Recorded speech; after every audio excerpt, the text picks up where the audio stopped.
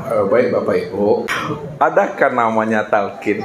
Nabi katakan lakinu mautakum la ilaha illallah. Lakinu mautakum, talqinkan olehmu orang yang akan mati. Yang akan mati atau yang telah mati. Ini ada makna zohirnya, ada makna batinnya. Makna zohir ini yang dipraktekkan oleh umat muslim dalam rangka mengamalkan hadis ini.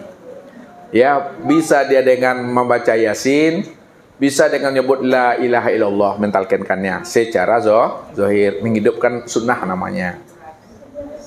Namun secara makna hakiki, wajib bagi Bapak Ibu mentalkinkan akan diri sendiri 24 jam.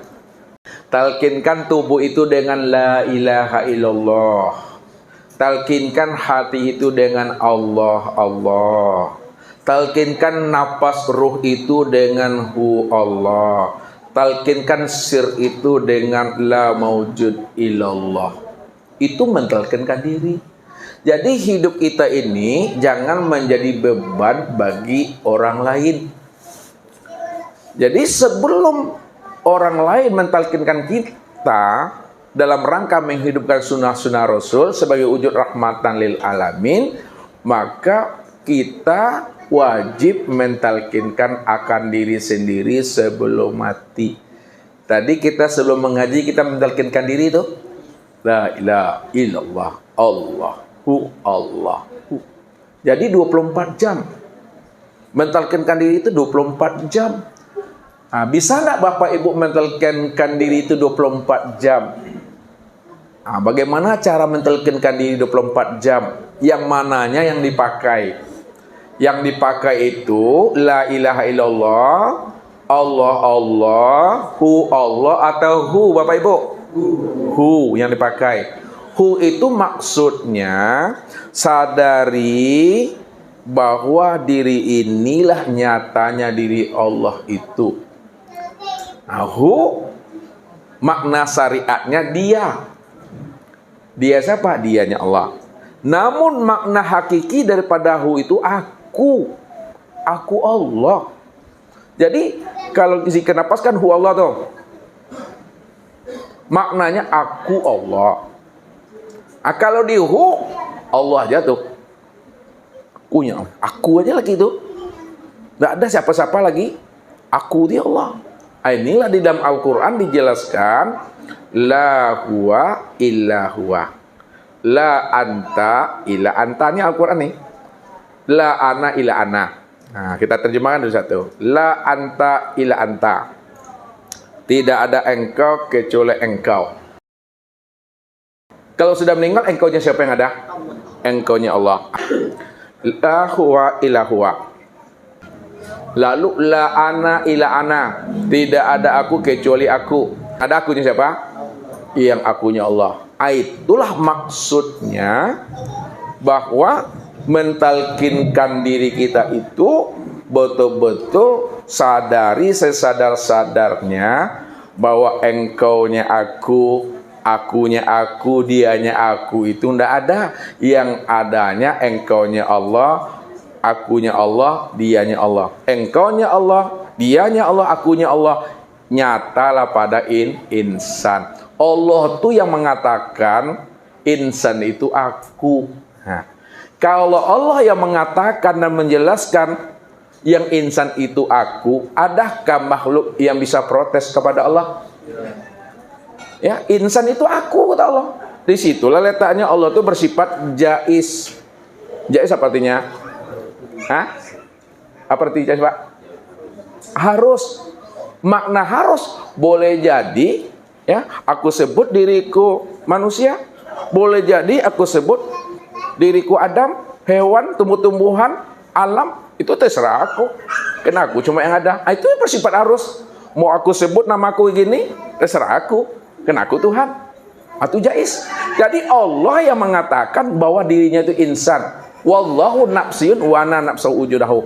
Allah itu diriku dan diriku itu adalah wujudnya Allah. Insan itu aku itu yang insan. Tidak ada yang protes. Kalau Allah yang mengatakan dirinya insan. Tapi kalau insan mengatakan, kalau bapak ibu mengatakan diri bapak ibu Tuhan, hatimu aja julu-julu begitu. Kalau bapak mengatakan diri bapak Allah, nanti terima jatah di akhirat tuh, ya. Neraka tempatnya. Jadi tidak boleh kita ngaku-ngaku Tuhan. Tak boleh kita ingin jadi Tuhan. Tak boleh merampok hak Tuhan. Jadi mentalkinkan diri itu wajib, ya, setiap waktu dan setiap saatnya. Jangan sampai orang yang mentalkinkan kita pada saat kita tidak sadar lagi dengan diri. Aduh. Jadi kita wajib tuh Pak, setiap saat, setiap waktunya. Kalau kita sudah bisa mentalkinkan diri setiap saat, setiap waktunya, 24 jam, itu buktinya diri Bapak Ibu sudah dikatakan diri yang berkulima. Diri yang berkulima itu diri yang telah mengenal akan rahasia dirinya, yaitu Allah dan Muhammad sempurna pada insan. Itulah makna la ilaha illallah. Mana yang la ilaha illallah itu? La ilaha illallah orangnya Muhammad Rasulullah. Itu dia tuh. Allah itu batin, rupa roh. Muhammad itu zahir, rupa tubuh. Maka Allah dan Muhammad inilah yang disebut namanya Ahmad. Tuh dia. Jadi setiap nama ada orangnya. Disebut ibu-ibu, Bapak Abdul Qadir, ibu-ibu. Yang mana orang Bapak Ibu? Yang ini, yang ganteng nih, yang ganteng lagi ini, atau yang sempurna ganteng itu? Yang mana? Berarti ibu-ibu tahu dengan orang yang punya nama. Yang payahnya nama kenal, diri yang punya nama tak kenal. Ini pernah dulu terjadi pada masa Ustadz ngaji dulu. Dijelek-jelekkannya kawan tuh Bapak Ibu, dia di pemerintahan, ya. Padahal yang dijelek-jelekkannya itu ada di samping Ustadz. Dia di situ, Ustadz sini, kawan di sini. Ya kan, dijelek-jelekkannya. Padahal yang dijelekkan ada sampai Ustadz. Datu apa kata Ustadz? Pak, nama yang Bapak sebut itu Bapak tahu enggak orangnya? Enggak, Ustadz ini kena dosa. Kurangnya Pak. Merangkak Bapak Ibu minta maaf. Untung ada pemangginya Pak tuh. Kalau pemangginya Pak keciangnya. Keluar sampai nanti tarik tinggal tuh. Jadi kalau kita sebut nama, mesti kenal kita orangnya. Disebut HP, ini orangnya kan Pak. Disebut namanya Kopiah, ini orangnya Pak. Disebut Blangkon, mana orangnya Pak? Tuh. Mesti jelas al-ismu wal musamma wahid. Itu yang pertama. Yang kedua lagi ya. Ini gak panjang nih. Yang kedua, apakah orang yang sudah makrifat tidak lagi sholat? Lihat. Ya, Allah katakan dalam surah Ali Imran. Kita beneran ayat dulu. Kul in kuntum tuhibbunallaha fattabi'uni yuhibbukumullahu wa yaghfir lakum dzunubakum. Siapa yang betul-betul cinta kepada Allah, fattabi'uni, maka ikuti aku. Aku itu siapa tuh? Muhammad tuh. Karena Al-Quran itu khitabnya, pembicaraannya kepada Muhammad. Kenapa Al-Quran itu pembicaraannya kepada Muhammad? Karena Al-Quran itu adalah mukjizat terbesar bagi Muhammad. Siapa yang betul-betul cinta kepada Allah, maka ikuti aku, kata Rasulullah. Karena Nabi itulah contoh uswatun hasanah dalam urusan dunia dan dalam urusan akhirat. Contoh aku, hablum minan nasnya wa hablum minallahnya. Siapa yang telah cinta kepada aku, dia mengikuti sunnahku, wa yaghfir lakum.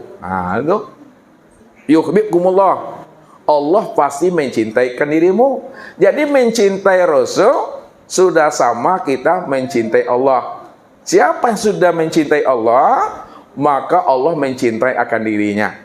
Siapa yang dicintai Allah, wa yaghfir lakum, jangan risau dengan dosa-dosamu. Allah akan gugurkan dosa-dosamu itu kalau kamu sudah dicintai oleh Allah. Jadi bagaimana memahaminya orang yang makrifat itu? Contoh kesempurnaan makrifat itu kepada Rasulullah.